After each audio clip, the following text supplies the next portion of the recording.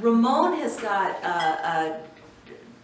I'm not going to do his whole CV because this guy has done a ton of things. He's got background in business as well as in ministry, and importantly in the work of nonprofits.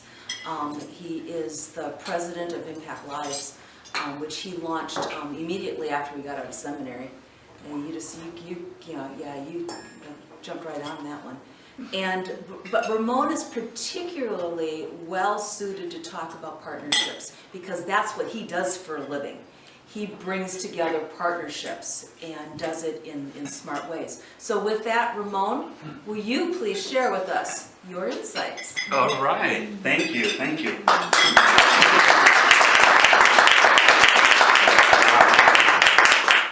First, I just want to say thank you for the opportunity of being here among you this morning. And thanks, so much to, Bethel, Justin, and the whole entire Bethel community, Teddy and Tessa, when you talk about community, right, is like Palmer said, is about connectedness, the capacity to connect with people. And that was one of the places where I probably had the most connection and really changed my life. And I'm so grateful to each and every one of those individuals that, help, give shape to my mind and to my heart. Thank you. Thank you for being such an obedient servant. This conversation is, I just want to say, this is just one voice. This is just one perspective what I'm going to be sharing with you. And it takes into account, pretty much my whole entire life story. Because those are the lenses that I'm using to share what I'm going to be sharing with you. There's a lot of Ramon, that I use when I'm having this conversation. Sometimes it comes a little bit hard. That's because I'm a maximizer in the Strength Finders. I'm an achiever, and I have command. So I aim for the best. Let's put it that way. And sometimes the best takes a lot of. It takes time. It takes a lot of patience, and sometimes I don't have a lot of that patience, not only for myself and my organization, but also for the church and for the organizations that I work with. I figure out I only have one life to live, and I better make the most out of that life, and I expect people that partner with us to do the same. So I want to start with this this quote that I got from a Y Can from Save the Children. She said, partnership is such a buzzword right now. Everyone wants to create partnership, but I don't think we have enough clarity on why you should create them, when and how. Partnerships are not easy, and you often run the risk of getting a fancy press release, but no impact whatsoever. And I think that is very true. A lot of people call us, my organization ImpactLives, to form this type of partnership, but they have no idea what why they want to form that partnership and what kind of impact it's going to bring. But by association, we know association is a great marketing tool, right? So anyway, how do we build a cultural collaboration? And I think this conversation also worked from the assumption that the church and other nonprofit organizations understand their mission, visions, and what is their role, because there's a lot of things that are confusing out there. But one thing we know is that we're probably living in the most challenging times since I remember, since being in this country. We're living in a very polarized nation, and I don't think that much of what we have been doing is working. So some of those assumptions are being built in this conversation. So I will start by saying that the rapid and the unexpected of globalization, the demographic shift, the necessity for interdependence and cooperation, and add to that, the caravan that is approaching our border, all of those issues have exposed our collective inability to solve problems creatively. The cause of our collective failure is not a lack of vision or a lack of understanding or a lack of ideas, but I think it's found in the world of Albert Einstein and Peter Singer. Albert Einstein said Albert Einstein said that the issue we face today cannot be solved at the same level of consciousness that we were at when we created them. Right. So meaning that we have to experience transformation. And Peter says something too very profound, which is one of those assumptions that I use in the work that I do, when he said that most of the issues that we're facing today were yesterday's solutions to other problems. Our inability to look, to do system thinking, and to see, more into the future is creating more problem, for us. So when we work with organizations, those are one of the things that we try to address. First, do you understand what's happening internally, within your organization? And second, do you understand, how to create a system around you? And by the system, the overarching worldview, our social fact, do we understand what's going on? So, we must develop, in order for our mind to be transformed, we must develop a critical understanding of self, others, and our realities. And then we need to address those things in an integrated basis, a systemic integrated basis. So my hope for this talk is that at least two things. If we can figure out a way to dissolve boundaries and promote the mutual exchange of ideas, especially not only ideas but values across sector, across discipline, and between theory and practice, I'm going to be happy. Or if we can, as a result of this talk, we can create a vibrant community of people who are actively engaged in building a more just, more equitable, and more sustainable world, I'll be, very happy. But one of the things that we know about partnership is that in order to develop solutions that can create internal and environmental transformation, and notice that I don't use change, and just didn't know why that is. Excuse me 1 second here. My dissertation was on the process of transformation. In order for, to create, the internal and environmental changes in individuals, churches, and different organizations, partnerships are necessary. So they are a necessary component, and they have to be a part of a well-developed strategy. So it's not just about partnering, but you have to be part of a very well thought out strategy. The complexity of the challenges that we're facing, today, especially at 4 levels, the personal, the group, the institutional, and the global, require that we really pay a lot of attention on how we partner with each other and how we can get the maximum effect from those partnerships.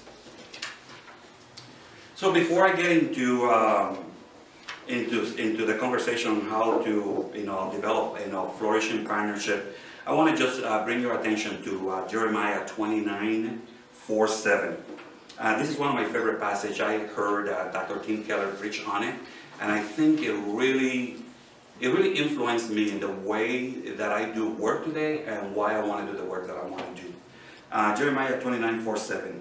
This is what the Lord Almighty, the God of Israel, says to all those I carry into exile from Jerusalem to Babylon.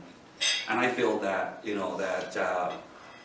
this story is related to me. I feel that we are in exile here in this world as we await for a much better, place. So, build houses and settle down, plant gardens and eat what they produce, marry and have sons and daughters, find wives for your sons, and give your daughters in marriage, so that they too may have sons and daughters. Increase in number there, do not decrease. Also seek the peace and prosperity of the city to which I have carried you into exile. Pray to the Lord for it, because if it prosper, you too will prosper. Yes, this is what the Lord Almighty, the God of Israel, says. Do not let the prophets and diviners among you deceive you. So, I know I got a lot of same people here, but I just give you a quick synopsis of what this passage means to me. This passage highlights God's letter to the exile as an example of how no matter where God's people are, they are supposed to seek the good of the city and neighborhood they find themselves in. Like many cities today, the fabric of society in Babylon was coming undone, especially at the sea. The false prophet Hananiah told God's people that they should stay away from the city and not to mix with the Babylonians. But the prophet Jeremiah had a different message. Instead, he directed them to seek the peace, the shalom, and prosperity of the city, Because if the city prosper, they too will prosper. I love churches that are in the city. Thank you. The key word in these passages is shalom, which the Hebrew term used here means shalom actually conveys all aspects of peace, safety, security, welfare, and prosperity. And it's like the word economy. A lot of people associate economy or economic with what? With money. Right. Well, the word economy means the whole house. That's what the word means. It's the whole house. So economy is about the whole house. It's about the whole entire, planet. It's about, us globally. Shalom means the universal flourishing of the whole system. Here is how Tim Keller defines it. Shalom is the weaving of ourselves, gifts, talents, passions, and resources among the various social segments of society and for the common good of all. That reminds me also of the letter to the Ephesians, chapter 4, 7 to 11 and on, where we know that we have been given gifts and talents from one purpose and one purpose alone, to build the body of Christ. And I think this, idea of shalom is the same. It's about us, using what has been given to us, to build a much better society. So the work of creating partnership for human flourishing is seeking the good of the cities and neighborhood, not only in the greater Twin Cities, but also in cities and neighborhood across the United States. When churches partner with the right organization and does the work of repairing the fabric of society, of the community where they are and where it's falling apart, it does God's work and the city is prosper. But there's another story, though, happening, especially here in the Twin Cities. And some of you know how fast the demographic has been shifting, in the Twin Cities right now, and how the demographic will continue to shift. Right now, we have some where it's already half flipped, age 10 and below. The demographic, there's more people of color than white children. 2021, that's about 2.5 years from now, the demographic for 20 and under is going to flip. So you're going to have more children of color in high school than white children. In fact, that demographic already shifted in Burnsville, in certain other communities, even the suburbs. And the biggest shift is going to be in 2026, when age 40 and below is going to shift. So we're going to have more people of color here than white people, and that's going to influence everything from politics, healthcare, economics, and how we do business.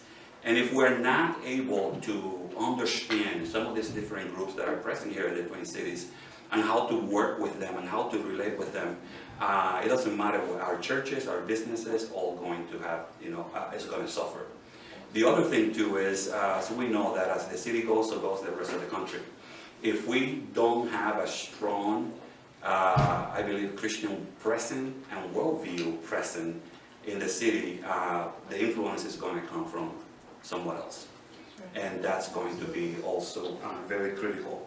About 3, 4, 5 years ago, there was an article that came out in one of the news channels. It was called The Miracle of Minneapolis, where it shows Minneapolis in a different light as a great city. And this is where perspective really matters, right? One of the best cities to live in. Of course, the fallback was incredible. A lot of people calling, a lot of people upset. Because the reality is that even with the diversity that we have in the Twin Cities, what we found, and by the way, the diversity in the Twin Cities matches that of the United States. In fact, there's more diversity here in the Twin Cities than in the United States at large. The problem that we found is that among the 25 largest city around the United States, including New York, Boston, Chicago, Philadelphia, Miami, Houston, LA, Minnesota ranked number 1 in 3 categories as the worst in disparity. Among people of color and white people, and that include employment, income, and home ownership, and then very close, number 2, in education. So those things are key indicators that the fabric of our society here in the Twin Cities is coming undone at the seam. And as church, as people of God, what is our role? What is our purpose? What is it that God is calling us to do? Do we understand how to be the church in our culture, in our time? So during the past 5 years, my team and I have been leading the design and development of a collective impact model. That was my introduction to the work of developing partnership, the MIC, the Mission Impact Council. The Mission Impact Council was an idea that came out of United Way, the YMCA, and Youth Prize. And it started with about 50 different nonprofit organizations coming together to figure out what are we going to do with our youth? What are we going to do with them? And the one thing that they were, for certain they knew was that no one organization alone can do this job, and we'll get the results that we needed. So when we were called in, one of the things that I immediately established is the first things that we want to know is we want to make sure that we're not reinventing the wheel, that nobody's doing exactly what we're doing. So we took the time to go in around and find other collective impact model, understand what they were doing, what they were addressing, and then we began to identify the gaps and opportunity that exists for a different collective impact model. I also wanted to understand their processes too, how they came about the information that they were using that informed the organization. And one of the things that we established immediately is that all stakeholders needed to be at the table for our collective impact model. So we spent from 6 months to a year in 7 or 8 of the largest ethnic groups in the Twin Cities.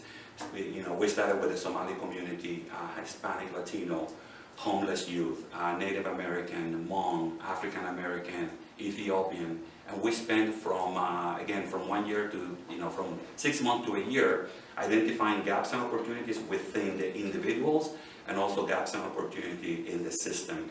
And that was the information that really gave us what we needed to learn and what we needed to know to design our common agenda. And our common agenda was increasing opportunity and equity for 12 to 24 years old that result in young people thriving as socially responsible, culturally competent young leaders and employees that will create a greater Twin Cities. It was about them, and it was and continued to be about them. And we want to make sure that they had a voice at the table, that they were also participants. So for me, what was also another key driver was the biblical view of justice and generosity. I feel that we, all of us in here, are called to repair the fabric of our cities and neighborhood where it's falling apart. And in doing so, we're repairing the body of Christ. To do that requires that we understand the following, that the line between generosity and greed, justice and injustice, what is right and what is not, does not run through geography, cities, class, government, or culture, but it runs through each and every one of us. And I think that's something that N.T. Wright said before. I might have changed a little of those words. And I say that because I see the church, and I see organization, I see people committing themselves to ideologies and enter into what we call preferential bubbles. And that, once you do that, you become blind to everything else that is out there. And it's not the other group that is going to solve the problem. It is us. It's each and every one of us doing what we need to do. Generosity is giving more than you receive. It is giving freely and giving costly. And the generous agenda is always to make a contribution. It is a commitment to living every encounter having given more than we have received. Repair the fabric of our cities requires that we see each other as investors rather than consumers. Developing those partnerships requires that we see each other as investors rather than consumers. Giving without fear, investing in the lives and prosperity of others, removing barriers and creating opportunity where people can become a legitimate other. So generosity inspires justice and spend intelligence. And acts of generosity matter for all eternity. But I also know that there are some issues, some confusion especially when we talk about, especially among the church, when we talk about equity, when we talk about justice, when we talk about inclusion, when we talk about social responsibility. Sometimes in our fear that people do not refrain from espousing a social gospel, which rightly so, a gospel that doesn't have Jesus Christ at the center and is about, improving your social position, is not a gospel at all. We know that. But sometimes we take a extreme position where we are, in our fear, we're preaching to people, social gospel is bad, but we're not explaining what that is, what social responsibility is. We're not telling people how they should show up, in social issue. And as a result, we have a lot of people on the sideline, just sitting, in churches, in the sideline, not willing, to engage. I'm pretty sure we find, a lot of us find that, that's a commonality. But social justice or biblical justice, social responsibility, is a moral and ethical framework and suggests that an entity, be it a church, a non-profit organization, or an individual, has an obligation to act for the benefit of society at large. Social responsibility is a duty every individual has to perform so as to maintain a balance between the economy, whole house, and the ecosystem, all of us. That to me is very powerful. There is a proverb, and I know it's in chapter 3. Sorry, I don't remember exactly which one it is, but it really spoke to me, where it says, if you have, I said, do not withhold good for somebody, especially when you are in the position to give it at that time. And to me that was like, wow, that's really powerful. Do not withhold goods, that you can give somebody. Do not tell them to come back the next day. That is our responsibility. That is really convicting, of what is our role, as individuals, but also as churches. So let me just spend a few minutes just sharing about why partnering is important. The first thing is that partnering is important because we need to invest in the internal and external capacity of the individuals. Healthy individual, healthy cities, healthy all of us. It supports local communities. When we invest in those partnerships, we are strengthening the roots of our communities and ourselves within those communities. When we also partner, we can utilize the knowledge and the expertise of our organizations, but also other organizations. And here's something that was very powerful to me as I tried to figure out how, being a very deeply, faith-centric or faith-integrated organization, how do we partner with other organizations out there? And one of the things that I quickly learned is that many of these nonprofit organizations, they have the infrastructure, a much better infrastructure than we have, that the church has, and we can use that infrastructure to reach out to the people that we want to reach out. Here's an example with the YMCA, who is almost like a circulatory system. They are connected everywhere. They have access everywhere. And through that access, we have been able to bring a lot of our teachings, a lot of our learning. You see the Social Innovation Lab, the Equity Innovation Center. We have been able to put our footprint everywhere we go. And I know there's some questions about whether is the seat really high in the YMCA or not. I always say to people, well, it will be stronger and higher if you are there. So, right? Show up and we'll tell you what's going on. The other things that they are doing that is really great is they're inviting church planters to plant churches within the YMCA. So having that infrastructure available to us has given us an opportunity to be at the nerve center of our city, which is the city. Right now, not only through the YMCA, we're able to partner with the Minneapolis Downtown Council, the 2020 partners, and the North Loop group. We are convening them for an entire year on how to help Minneapolis become a more inclusive, equitable, Minneapolis for everyone. How fun is that? The city of Hastings was just struggling with a lot of hate, issues, and a lot of racial problems, And now, because the YMCA has the presence there, they call us to facilitate another of our program within the whole entire city of Hastings. You know, we are facilitating conversations between the church, between groups that feel, you know, pushed and marginalized by the church, between police, between educators, and we will not have been able to do that without, the YMCA being, the partner. Through United Way, we have been able to give shape to the leadership of about 25 to 30 non-profit organizations that are doing great work, but have not been able to go over the home. Those are the community of color power organizations. That is a program that Leslie began, shaping when she was at United Way, and we were invited at the beginning to help give shape to that program, and now that program is in its third year. And it's amazing how many Christian leaders you find in those settings that are struggling, navigating, the culture, and you're able to come side by side with them and support them where they are. The work that we're doing with PPL, especially, with issue of diversity, equity, and inclusion, and helping protect, everyone's worldview by, we're really creating experiential teaching that show people that whenever you ask somebody to live part of who they are outside of the door, you are being exclusive, and it works against the same principle that you want to, your people to know. So none of those partnerships would have been in place if we would not have, we would not be doing what we're doing if those partnerships would not be, in place. Also, having those partnerships support faith and community-based, collaboration.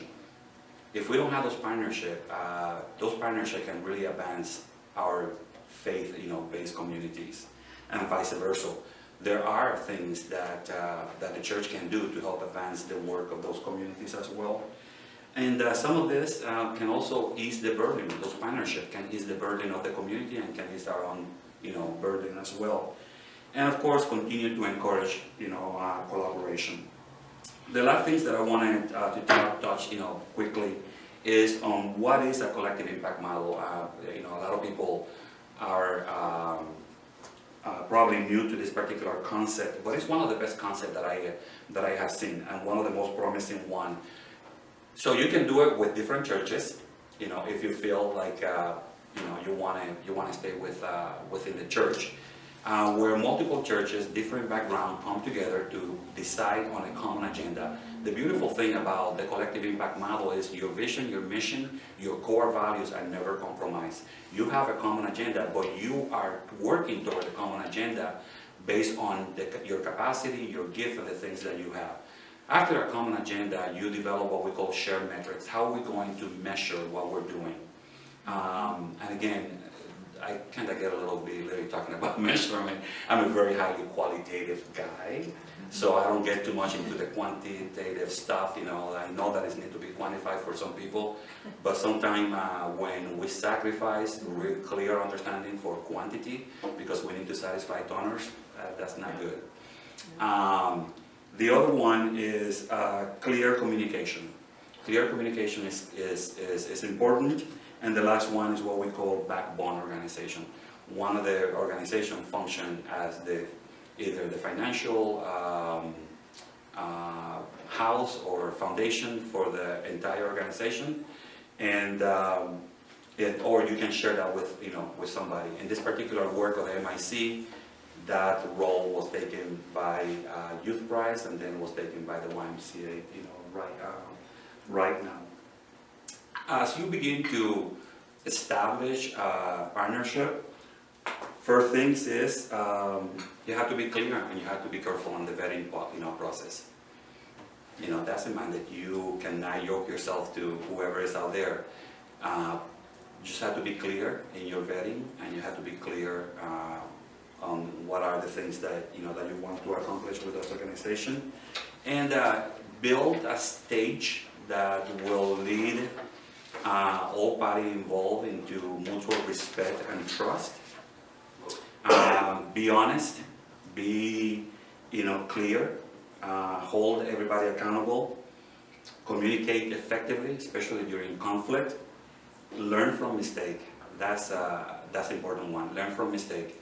We all gonna make mistakes. The work that we're doing, if we are honest with each other, has not been done perfectly. We don't know who has done this work well. So nobody can claim that they're doing this work well.